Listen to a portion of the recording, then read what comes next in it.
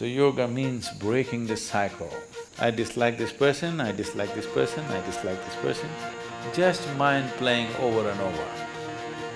Same record.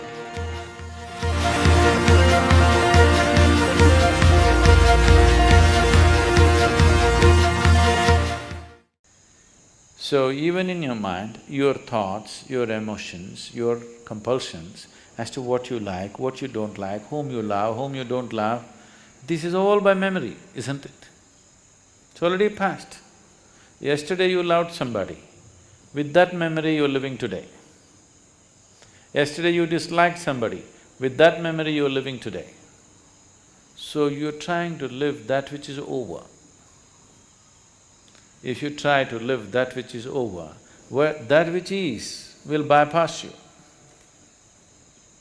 So yoga means to liberate yourself from that information which determines who I am right now.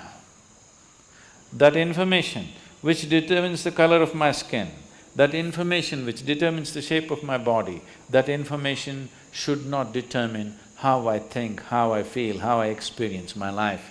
But unfortunately it is. So if you become like this, that information does not determine how you are right now, then you are moving into yoga. So daily working, daily morning sadhana is just this, to slowly, gradually, to create the distance from that information. You don't have to lose it. People say, I want to forget.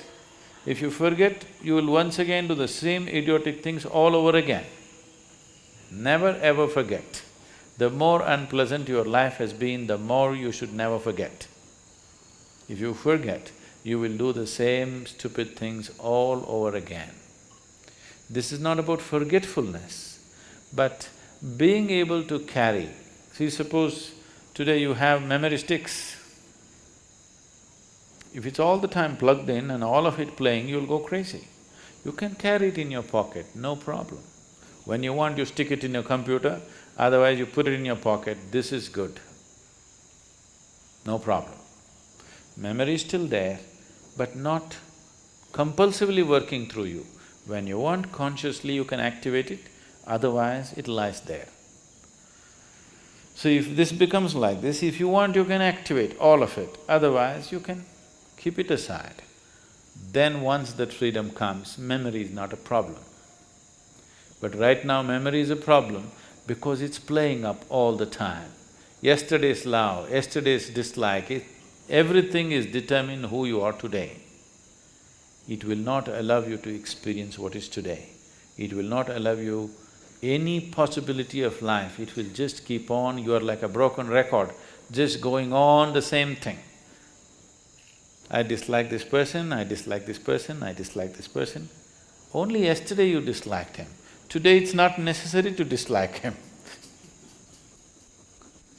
Yesterday he was doing something, we disliked him. There is no need to dislike him today, but the memory is playing up and saying, I dislike him, I dislike him. Whether you like him or you dislike him, both ways, it is an old record playing, which will not allow you any perception. Unless you begin to perceive life in larger and larger doses, there is really no experience of life, just mind playing over and over. Same record. So yoga means breaking this cycle, and nature will not release you from that, just like that. It needs a certain amount of work. If you want to be just like that released, then you have to release yourself from the body itself. Staying in the body, which is the way it is only because of its memory, and not being a part of that memory. It is the foundations of information that we carry which has constructed this body the way it is. To live in it and not to be off it will not come easy. I'm not saying it's difficult, but it needs to be worked at. The sadhana is just about this. However simple the sadhana is, every day if it is worked at, slowly one can see a certain level of freedom happening within you step by step, maybe inch by inch, maybe micromillimeter by micromillimeter, but nobody can say it is not releasing you. It will slowly release you.